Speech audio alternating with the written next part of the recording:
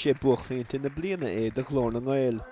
Aréir a dach cartan chunta tAire dálach dúisciste €160,000 phobail agus choistí a chur teanga agus cultúr na nGael chun cín.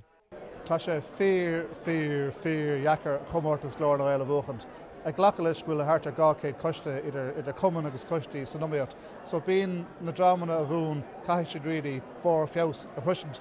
Bíonn siad gníomhach ag ngach réimse den saoil. Bhronn Aire na Gaeltachta Dinny McGinley, Gradam Ghlór na nGael an Choimisinéara Teangan Seán ó Chorán. Oifig a dórgur an rialtas le déanaí a bheith ag cónasca le huifig an ombudsman amach anseo. Cinenne atá cánta go láidir ag pobal na Gaeilge le déanaí.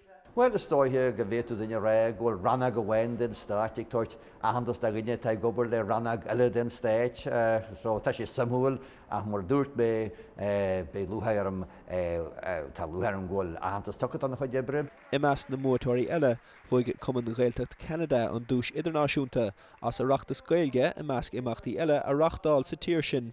Winid tríalas múnla a reachtas na Gaeilge a laniúin scó banúsach, so bhí na comórtas go léirán an sean nós, a ráníochttar an sean nós an céadrúd ar nói a tSrátha an sean nós agus na comórtas láirtha, lúbíní, drás, caintse, ac an rud cósúil a sin.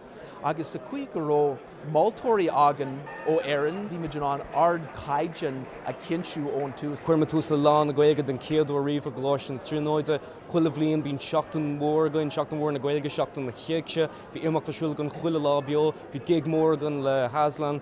Cumála sin cuirma tús le feachtas chun seomar caighde faointe amach a Glór sin na tríóide, agus neart imeachtaí agasúla mar sin. Gaelphobal an tSrátha Báin i ddíróin a bhuaigh an phríomhdhuais €10,000 agus trófaí náisiúnta Glor na nGael.